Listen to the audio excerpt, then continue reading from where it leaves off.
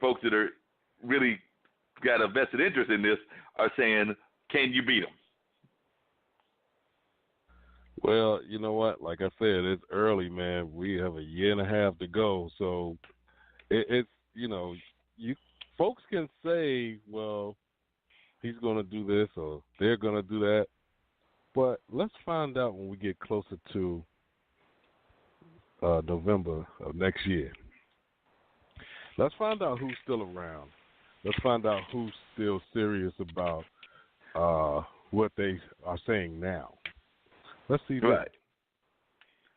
Yeah, because you can talk all kinds of issues. You can talk all kinds of thoughts that you might have on everything from reparations to health care to whatever. But you're right. It's a long campaign, and we still got till 2020 till we actually have somebody that'll either be maintained in office, which a lot of us, I know myself included, and you hope will not be in there, but we'll find out who will be holding that office in 2020. But we got a long time till we get to even November of 2020 because that person won't actually come into office till 2021.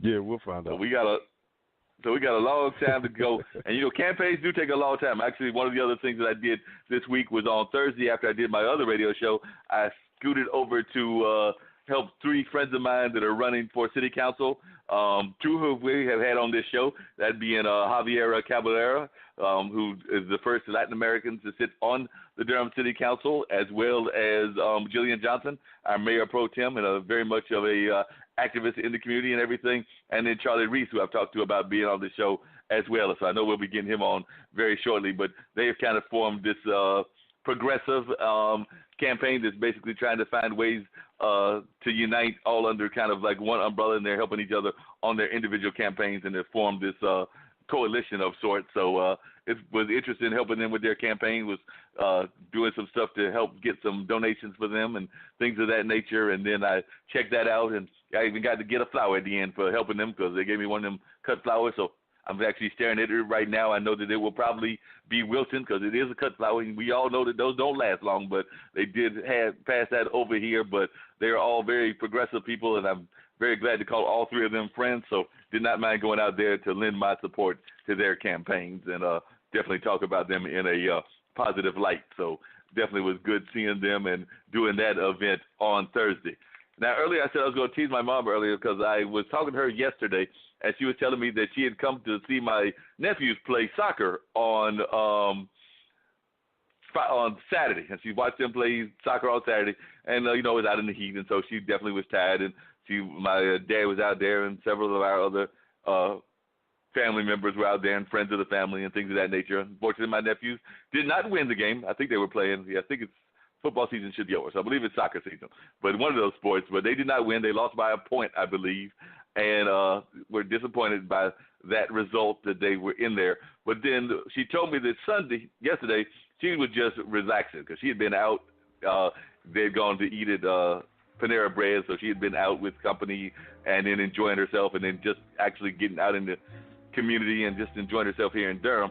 So then Sunday, back home in Rocky Mount, she was watching the animals. And there are wild turkeys in North Carolina and all over North Carolina. So apparently there was a tom turkey. And the tom turkey was out there prancing around with the hens. But, what Mom told me, which I just found hilarious, was that apparently the hens did not care. Because, the tom turkey was prancing, trying to give them the best show that he could give. And the hens were, like a lot of courting that goes on in real life, the hens were sitting there, because Mom said she's going to send me some pictures of this. But the hens were like, homeboy, if you try to impress us, you need to do something a little bit better than that. Because, we ain't really buying that. You over there trying to, but the turkey might have been doing the turkey version of the electric slide. But the hens were not hearing it. The hens were like, we need something a little bit more hip than that. Hey, they said, we don't care about you trying to show off right here. You better come correct or don't even come at all, huh? Yeah, that's what they said. They said bring the A game or don't come at all. Well, we see people get curved like that in real life, so I guess it's a male-female thing regardless of species, huh? Exactly. Does not matter what the species is, because we know we've even seen that in real life, like you said, even among our fellow human beings. That sometimes somebody even at the dance club might try to step to somebody, and they just step to them all kinds of wrong. And the young lady, or in some cases, it might be a group of ladies hanging out together. They look at them like, "Nope, you're not the answer today. You might be the answer next week, but you're not the answer today." You might not be the answer ever, so be careful of how you just step on across there, because it just may not work out for you at all. And then you'll end up looking worse than you did at first, you know what I mean?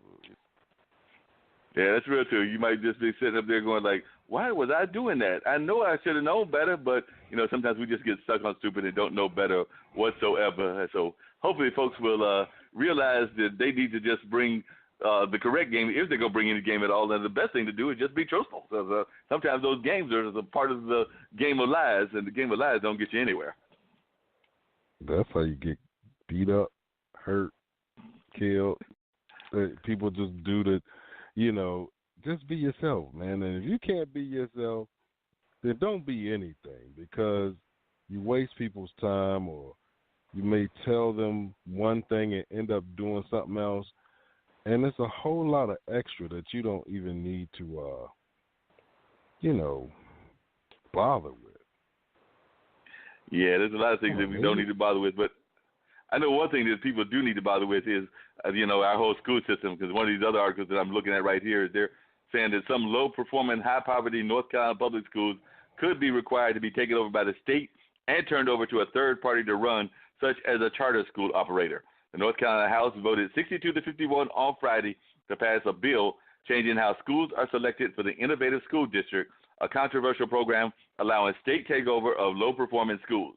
The bill will require the lowest-performing school in the state to be added to the program annually. So they're talking about that if these states are not going to do correctly according to what they consider the right kind of standards and things of that nature, that they could be taken over and, could become a charter school or something else, and folks just might wind up a whole different kind of school system than what they were originally expecting. Because it says that Southside Ashpole Elementary in Robinson became the first school in the program this school year. The school is now managed by a company that has ties to wealthy political donors who helped pass the law creating the program. Oh, isn't that interesting? You create a law creating the program, and then your company gets to run the program. Sounds a little fishy to me. Sounds a lot of fishy, man, because when you really break it down, like, what are these schools doing that, I don't know if it's in their own self-interest. You have some people that will say, the public schools are not good enough. And then you have others that say the charter schools are not good enough. Well, who is in the actual business of teaching the youth other than, having the kids, I guess, struggle to get through what they need to get through and giving them half but not whole? Something's got to give, man. I mean, this doesn't make any logical sense. None whatsoever. And we got to have some kind of way that these things give, because right now we just got folks that are, not doing what they need to be doing in the school system. Matter of fact, the rest of the article goes on to say the bill would expand the program beyond elementary schools to include any school that's among the lowest performing 5% of Title I schools. Title I is a federal program that helps schools with large numbers of economically disadvantaged students. For the next 4 years, the bill will require the state board to select a school with the lowest school performance score. And for the years after that, the bill creates a system. Oh, I hate it anytime they create a system, because that usually means trouble for somebody. But it's going to create a system that would give schools 3 years to improve their performance before being selected. So they'd have 3 years to get their act together. The state would create a 3-tier system, a qualifying list, a watch list, and a warning list. So if a low-performance school on the warning list was among the 5 lowest performing schools, it would be added to the program for the 2023-24 school year. So they're talking about like some sort of system where eventually you might even be up there in one of the, like I said, it sounds like they would find ways to get you if they don't think that you're doing enough to educate our youth in whatever these communities are. But, a lot of times these communities are in rural areas, and a lot of these rural areas don't have the same kind of resources that you have in major or even medium-sized cities. Yeah. It's just, I don't know if it's, and I have to look at that because I know in the city, I'll use Camden, New Jersey for an example. You have the public school system there, and then you have these like charter schools, right? Right. And that's the like biggest argument because individuals are like, you know what? Don't go to the public school. And then when you look at the other side, it's like, no, the charter schools can give more than what the public schools can give. And I remember being in school, man, and talked to a couple of my friends that went to private schools, and there was no real difference. I don't know. I mean, one real difference, I guess, is in some cases, because I know one of my friends, her daughter was, I guess, speaking up against these, but some of the private schools are a little bit more uniform in what they would allow their kids to wear. So I'm thinking in some cases, even some of our public schools have been trying to become more uniform, because I want to say that Candace's daughter goes to a public school, but, you know, I do know that there have been pushes for sometimes people to be a little bit more uniform and not as stylish, because, you know, as we get into those, particularly the preteen years, because I want to say her daughter is around 12 or 13, that's a lot of times when people start getting a sense of their style, and sometimes their style might be somewhat of that style of the adults, and we know that not all the time do kids need to be wearing adult-like clothes, so we do know that that becomes an issue sometimes, so that's the only difference that I might see among some of these schools is that some of the schools that are more private may be a little bit more regimented in what they allow folks to wear. I know that's definitely the case in most Catholic schools, and I want to say it might be the case in a lot of other kind of private schools as well. Well, that's actually not a bad thing because, you know, I mean, we wore different things, but we also had those older teachers that if something was too open or revealing or anything like that, we got corrected on the spot with that. I don't know if they're doing all that now. So some people are just out here. Some girls are dressing like grown women, and it's like, nah, that doesn't work.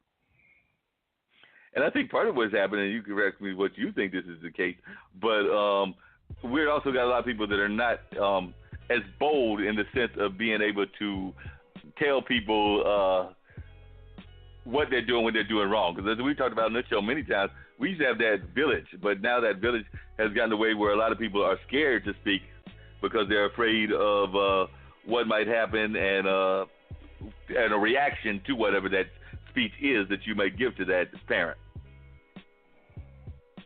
You know what? You got to fight. Some parents you have to fight, and it's sad because your child is effing up. They should be able to be corrected whenever, wherever, you know. But now it's like you say something to somebody's child, man, you better get ready because I hope you're ready for the fight. They're all coming too. Don't tell my child what to do. Who are you to correct my child? Well, you know what? Honestly, sick of your damn child. You get that little fool correct before he get choked up. You know what I mean? If we gonna fight, we gonna fight for something. So I might as well slap the taste out your child's mouth for being wrong or incorrect or whatever. So because if I'm trying to do the right thing and get yelled at, well, hell, you know, I could just let your child go ahead and suffer the consequences. In fact, you know what? That's what I'm gonna do, and that's the reason why a lot of, you know, it's not worth the fight or the hassle. That's your child that's going to end up on the wrong side of the tracks. If you're not going to take care of your own child, why should I? Yeah, you're right about that. Because I know I don't have that backup from back in the days where your child could try to flex on one, but then 3 or 4 more going to jump right in and back that one adult up the village. We don't have that anymore. There's no backup. You're on the island by yourself. And then you end up fighting the negative village, and everybody on that end is just there. You know, they're not in the right headspace or not in the right frame of mind. They're talking about, I got to protect my family. So since you got to protect your family, guess what? You do what you got to do. If I see them doing wrong, I'm going to walk the other way, Jack. And that's sometimes what a lot of people do. They see them parents even doing wrong, and they just don't want to get involved because they're sitting there going like, if I get involved, then it's going to become a whole other fight. Then I've got to kind of defend what I did, even though it could have been as righteous as all get out. But they feel like they're going to get caught in a losing battle. In some cases, that losing battle might